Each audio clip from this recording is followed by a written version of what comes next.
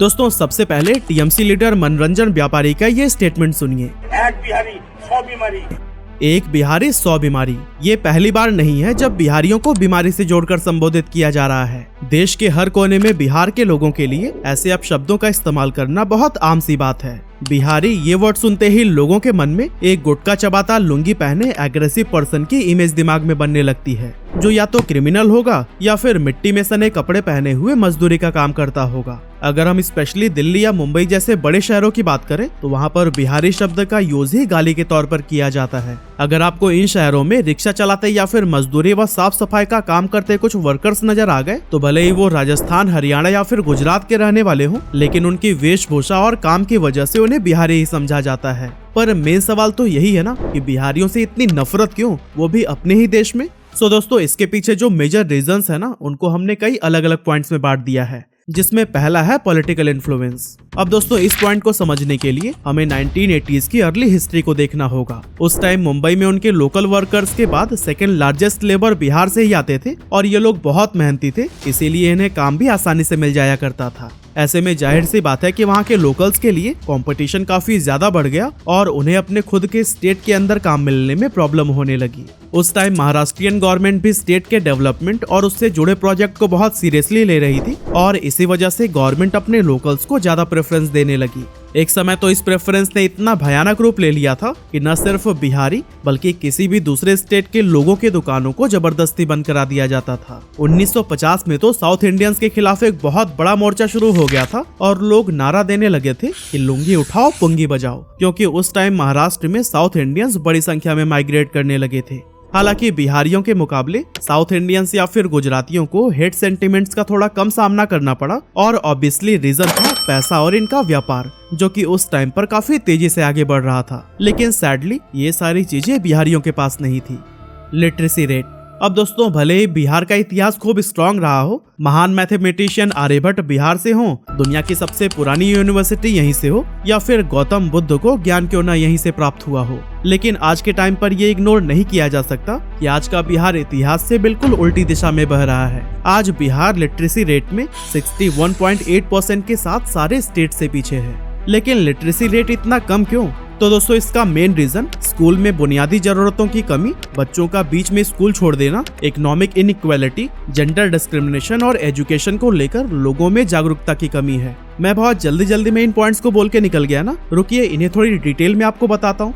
अब दोस्तों देखिए, बिहार के लगभग हर गांव में ही गुलाबी रंग की स्कूल बिल्डिंग दिख जाती है। अब बिल्डिंग तो बन गई, लेकिन स्कूलों की हालत देखकर ऐसा लगता है कि सरकार की दिलचस्पी सिर्फ इंफ्रास्ट्रक्चर बनाने में है, न कि एजुकेशन का लेवल सुधारने में। बिहार के प्राइमरी स्कूल्स में तो कई बच्चों को कोर्सेज की बुक्स तक नहीं मिलती। क्लास 4th के बच्चों से 2nd क्लास का सवाल पूछा जाए तो ज्यादातर के पास जवाब ही नहीं होता। लंच टाइम के बाद स्कूल बंक करना तो आम सी बात है। लेकिन इसके पीछे हम सिर्फ गवर्नमेंट को ही दोषी नहीं मान सकते, बल्कि कई बार तो पेरेंट्स भी एजुकेशन को इम्पोर्टेंस ही नहीं देते, क्योंकि जब पढ़ने लिखने के बाद भी गांव के बच्चों को नौकरियां नहीं मिलती तो फिर इसका गलत मैसेज लोगों तक जाता है। पेरेंट्स को लगता है कि ऐसे में उनका बच्चा कहीं का नहीं रह जाएगा, पढ़ लिख कर नौकरी तो उसे मिलेगी नहीं और लास्ट में वो खेती मजदूरी करने के लायक भी नहीं बचेगा।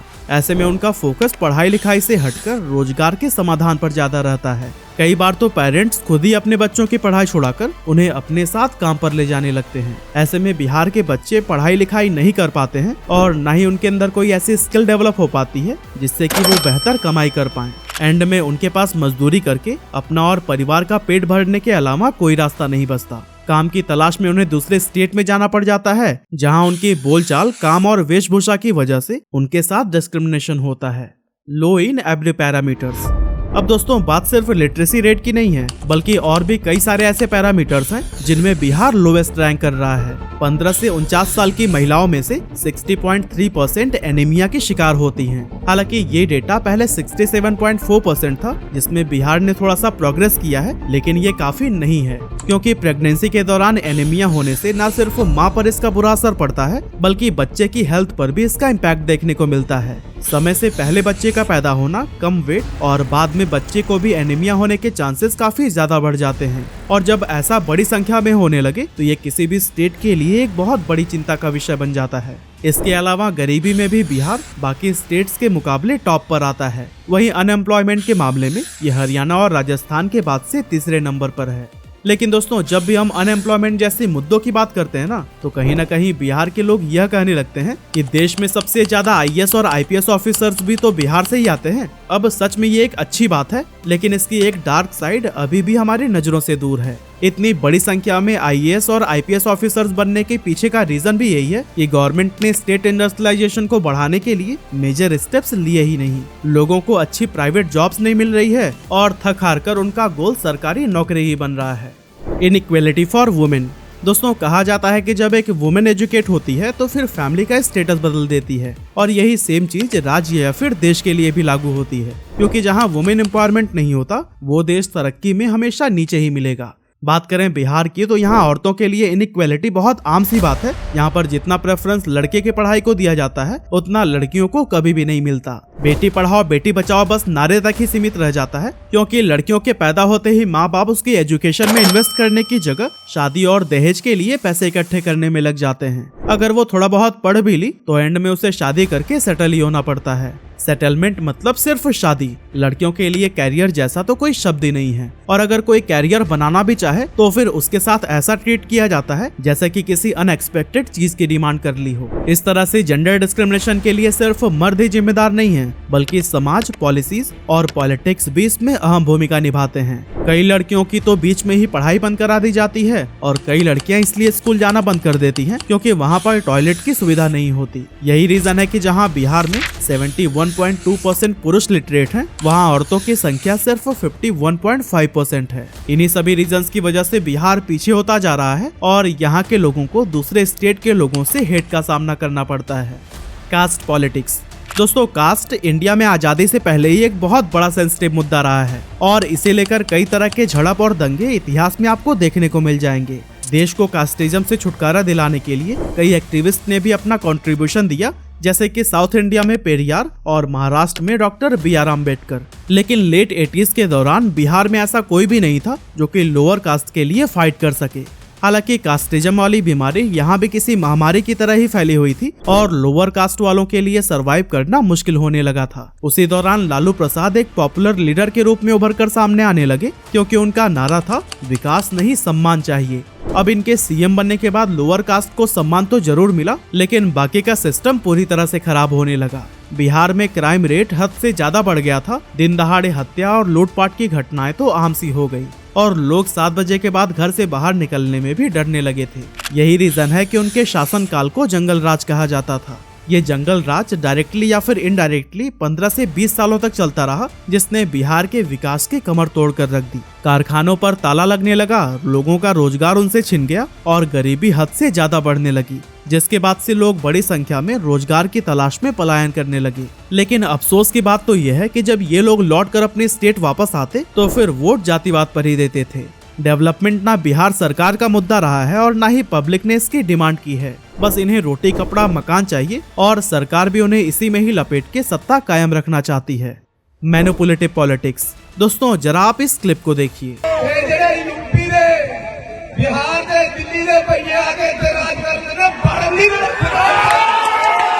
यह स्टेटमेंट पंजाब के फॉर्मर सीएम चरणजीत सिंह चन्नी ने पिछले साल फरवरी में दिया था। सुना आपने ना, ये कितनी बेबाकी से कर रहे हैं कि हम यूपी, बिहार और दिल्ली के लोगों को पंजाब में घुसने तक नहीं देंगे। कुछ साल पहले शिवसेना के चीफ उद्धव ठाकरे ने भी बिहारियों के लिए कुछ इसी तरह का जहर उगला था और कहा था कि मुंबई में बिहार के लोगों के लिए परमिट सिस्टम लागू होना चाहिए।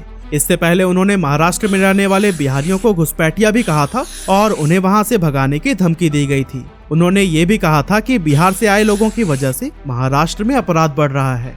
इसके बाद बात करते हैं गोवा के सीएम प्रमोद सावंत की, जिन्होंने इसी साल लेबर डे के मौके पर कहा है कि राज्य में 90% क्राइम का जिम्मेदार यूपी और बिहार के माइग्रेंट वर्कर्स हैं। अब जब इस तरह के स्टेटमेंट सीएम या फिर बड़े पद पर बैठे लोगों की तरफ से आने लगते हैं तो फिर कहीं ना कहीं आम नागरिकों को भी लगने लगता है कि क्राइम फैलाने में बिहारी जिम्मेदार हैं या फिर उनके ही स्टेट में आकर उनके हिस्से का रोजगार छीन रहे हैं। अब नेता लोग तो हेट स्पीच देकर वोट बैंक भर के अपने अपने घरों में लौट जाते हैं, लेकिन वहाँ रहने वाले बिहारियों का जीवन उस स्टेट के लोग तबाह कर देते हैं। अपने साथ होने वाले हर अपराध या फिर अन्याय का दोषी वो बिहार के लोगों को ही मानने लगते हैं। कुछ समय पहले आपने तमिलनाडु के अंदर बिहारी माइग्रेंट्स पर अटैक की खबर तो जरूर सुनी होगी। इन सब का रीजन कहीं ना कहीं डर्टी पॉलिटिक्स ही रहा है। इसके अलावा इन हेट सेंटिमेंट्स के पीछे हमारी फिल्म इंडस्ट्री का भी बहुत बड़ा हाथ रहा है, जहां वो गैंग्स ऑफ वासेपुर, गंगा जल और शूल जैसी फिल्मों में बिहारियों को एग्रेसिव, ठरकी और वॉयलेंट दिखाने से परहेज नहीं करते। इससे देश के लोगों में बिहारियों के लिए एक अनमैनर्ड कम्युनिटी जैसी इमेज बनने लगती है। Treat like a villain. अब दोस्तों ये एक ऐसा कॉन्फ्लिक्ट है जो कि बहुत लंबे समय से चला आ रहा है। असल में सेंट्रल गवर्नमेंट हर स्टेट से टैक्स कलेक्ट करती है और फिर जिस राज्य में ज्यादा जनसंख्या या फिर गरीबी होती है उसे ज्यादा फंड एलोकेट किया जाता है। अब साउथ इंडियन स्टेट की पॉपुलेशन भी कम है और वो वेल डेवलप्ड भी है। ऐसे में गवर्नमेंट उनसे ज्यादा टैक्स कलेक्ट करती है और रिटर्न में उनके स्टेट को बहुत कम दिया जाता है। एग्जाम्पल के लिए हर 100 रुपए के टैक्स की वसूली पर तमिलनाडु को 29 रुपए दिए जाते हैं, कर्नाटक को 36, तो वहीं महाराष्ट्र को सिर्फ 13 रुपए। वहीं बिहार से हर 100 रुपए कलेक्ट करने पर 219 रुपए एलोकेट किए जाते हैं। ऐसे में साउथ इंडियन स्टेट्स या फिर महाराष्ट्र को दिक्कत होने लगती है कि मेहनत हम कर रहे हैं और हमसे टैक्स कलेक्ट करके बिहार को दिया जा रहा है। अब दोस्तों ये डेटा उस टाइम और भी ज्यादा काम आने लगता है जब इलेक्शन होने वाले होते हैं। यहाँ बिहारियों को विलन बना दिया जाता है और सेंट्रल गवर्नमेंट को भी ऐसा दिखाया जाता है कि वो यूपी और बिहार का ही फेवर ले रहे हैं, क्योंकि इन स्टेट्स में ज्यादा पॉपुलेशन है और उन्हें यहाँ से ज्यादा वोट्स मिल सकते हैं। इस तरह के स्टेटमेंट से साउथ इंडियन खुद को नॉर्थ और ईस्ट से अलग करने लगते हैं और ऐसा दिखाते हैं कि हमारा पैसा लेकर भी यूपी और बिहार वाले अपने स्टेट को डेवलप नहीं कर पा रहे हैं। अब दोस्तों आज के दौर की अगर बात करें तो हर एक चीज को ही पैसे से तौला जाता है। जिसके पास ज्यादा पैसा होता है लोग उसका ही सम्मान करते हैं। लेकिन बिहार में रहने वाली 2.97 करोड़ फैमिलीज में से